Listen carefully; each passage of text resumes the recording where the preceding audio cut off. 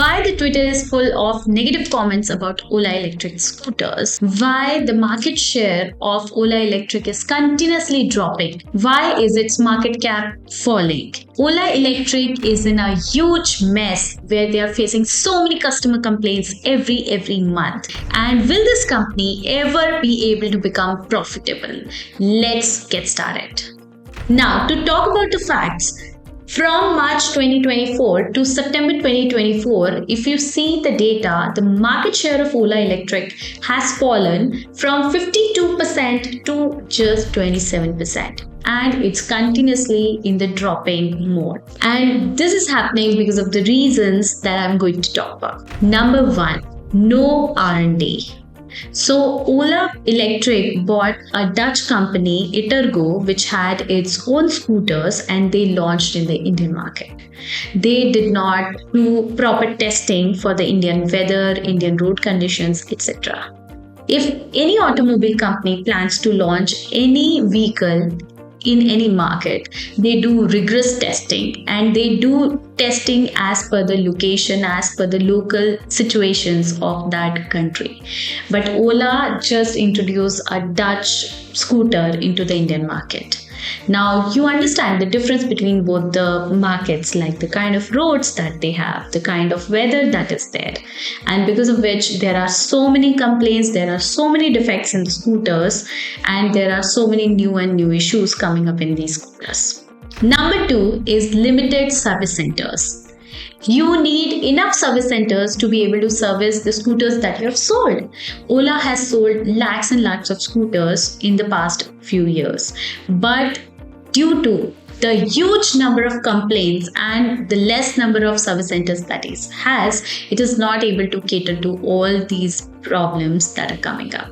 And the service centers are really less and it is not able to cater and resolve the issues of these problems on time. Because of which people are really angry, and there have been cases where people have burned down the Ola's service centers at places.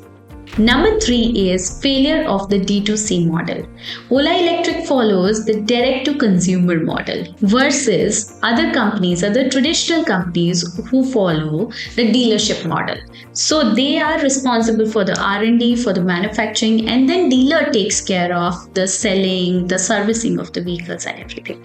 But here Ola has to take care of the research, the manufacturing, the selling, the marketing, the servicing, and handling all the grievances, which is a huge task in itself, and especially for an automobile company.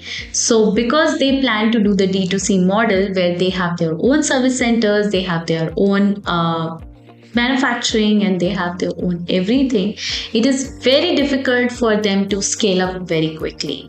Issue number 4 is of the employees' retention. In Ola Electric, the average retention over a period of 1 year is only 50%, which means that suppose on 1st January 100 people join the company, within 1 year 50% of the people will actually leave the company, which is a huge number of hiring them, onboarding them, training them, and then making them to actually work. And by the time they become able to work and start working, half of the people leave. In the other companies, which is hardly 5 to 10%.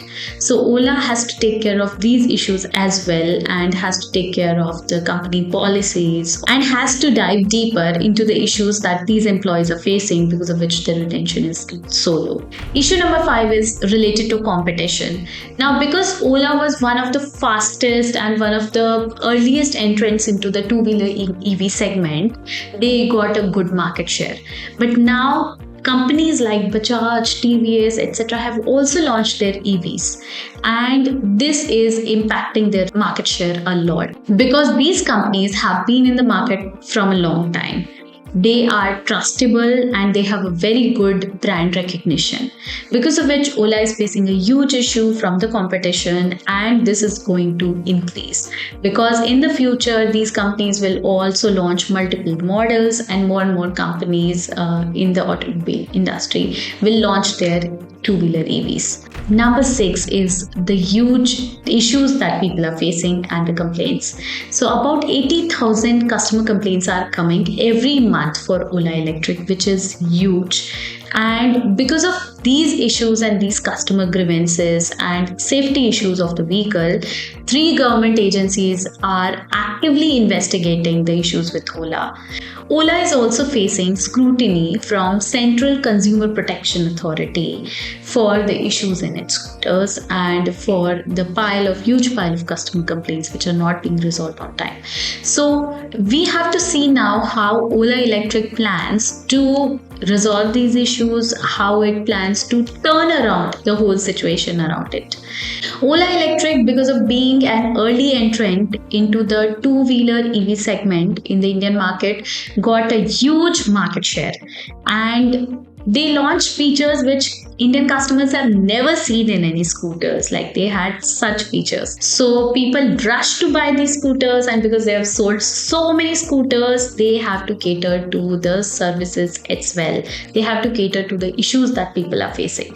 And now Ola is in the middle of this situation where they are not able to resolve these quickly. Now we have to see how Ola handles this situation and is able to come out of all these issues and revamp its branding again.